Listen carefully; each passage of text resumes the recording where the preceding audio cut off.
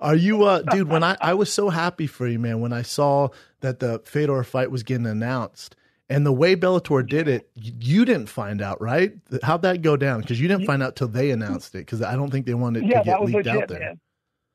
Like, yeah, they really wanted to keep it a big secret. And they gave me the contract. And they're like, look, man, before they gave it to you, said, look, we're going to do something unique. We're not going to tell you when, where, or for how much. We're just going to tell you it's worth your time. And okay. I was like, well, all right. I was like, can I go who? Can I know who? And they said, no, but I promise you it's worth your time. And I said, well, to hell with it, man. I'm down. I'm in the game for challenges, so I'm down for it. And I found out when he walked out. I didn't even know he was there. Nobody even told me he was there in the back before I walked out. Nothing. And when you found out it was Fedor, first thought that ran through your mind, be honest here. No one's listening besides holy a million shit, he's people. Wearing that sweater. You were just like, that is a bullshit Russian sweater. Like, that fucking sweater, bullshit. Like, and I was like, holy shit, man. Like, really, like, my genuine thought was, I'm going to steal his legacy. Like, that's really what my first thought was. Like, I'm going to steal it. I mean, I'm taking everything he's ever worked for.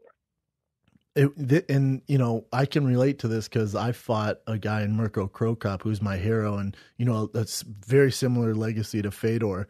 And my whole dilemma with fighting a guy like Krokop, especially at the stage when I fought him when he was good. And, you know, after he lost to me, went on to win K1 and do some, you know, had some other big wins.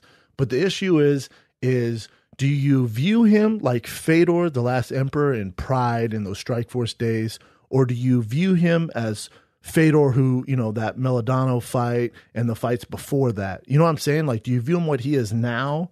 Or do you go back and watch the tape when he was in his prime? You know what's great about that is that I'm sure you remember this when I was a fighter. I don't know shit from Shinola when it comes to fighters or fighting. That's true. So, like, I can fight, but I remember I was asking who people were, and they're like, do you really not know who that guy was? And I thought I was kidding around. Yep. Like, so I never fell in love with who Fedor was. Fedor to me is just a dude. Like, I understand what he's accomplished, and I understand the depth of all he's capable of. But I'm not in awe of him because I didn't come up in this sport. I didn't come up in this to be enamored by or to be impressed by. I came here to win and get paid.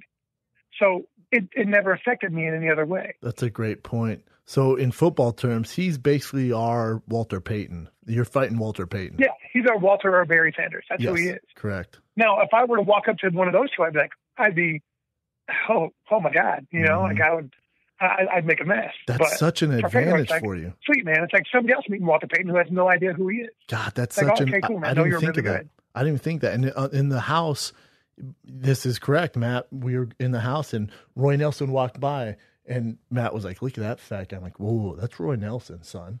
And you're like, who's that? I'm like, Roy Nelson?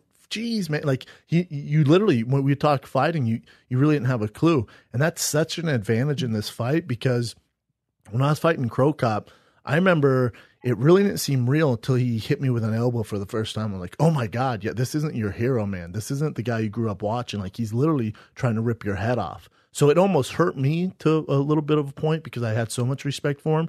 Or you look at a guy like Derek Brunson, who fought Anderson Silva, who Silva was his hero. So the fight is so it's so much respect. It's a bad fight where for you, this is just another dude. To you, this is a Russian with a dad bod and terrible style. Yeah, really. Like, he's explosive. I look at Fedor, and from all I've watched, and from what mostly my you know me, I don't really watch film that much. So it's mostly my coaches. But like from what I've seen, he's a dude with a bad body who's extremely explosive and very, very quick. Mm-hmm. And that he throws punches in bunches, but he throws them in a straight line. His overhand right followed by a left hook, followed by a right hook, followed by an uppercut, followed by a hook, followed by an uppercut. And that's what I see. And he closes distance really well. He's got really solid body locks. When he was younger, he used to have really solid sequences of like shots, knee picks, takedowns, flares. Yes. But you don't really see it a whole lot anymore. He doesn't really do that many wall takedowns. He's mostly an open space takedown guy. And if he's on the ground, he's trying to pummel you. He doesn't really look, unless he lands in side control or half guard, he doesn't really look to pass. He looks to attack.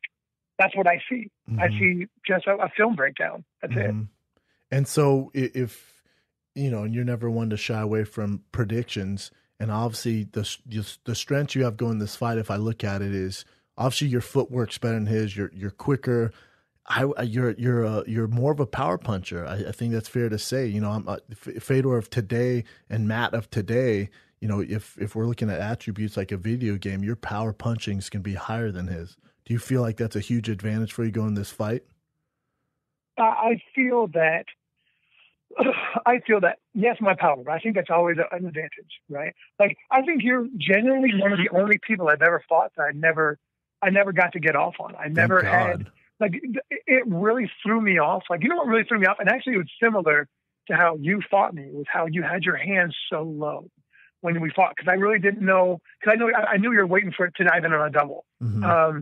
And so, like, it threw me off. My distance and timing was off because of that. And it was the first time I'd ever really seen it, because I expected to play with your hands a lot more and to kind of get you kind of biting on the things I wanted you to bite on, and then sit back once you kind of committed to it and counterpunch. So I just wanted to make you uncomfortable enough to overextend yourself. And so Fedor does that too a lot, where he bounces up and down like almost bunny hops. Yep. And then he throws from his hips. Mm-hmm. So I actually watched our fight again to kind of see what I was doing and what I was up to. But I'm sure they know they know exactly what I'm going to do. They know my legs are going to be active against him. I'm going to be moving a whole lot. My range is going to be one of the biggest things, how long my arms are.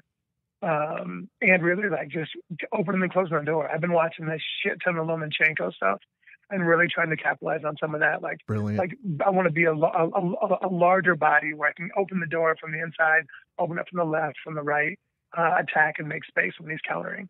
Yeah, I think that's a perfect plan. I think with Fedor, he does come from that old school pedigree where, you're a guy who your kicks are vicious. You can throw from southpaw, traditional. Your left hand's a beast. You're good with your right hand. And I think just being unorthodox really going to mess this dude up. I really do. And if I'm Fedor, I'm being dead honest here, Matt. If I'm Fedor, I'm going to come out and swing a little bit on the feet with you. But with his Sambo background, he is good on the ground. His arm bar, stuff like that. He's going to be pretty nasty with some of that stuff. I'm trying to get your big ass down. I'm not sitting in the pocket trading with Matt Mitrione. Yeah, 100%. I completely agree with that. We expect reaching in for body locks from the jump. Correct. And I'm sure that his ego will be like, I don't need to do this. I fought the best in the world and I beat the best in the world.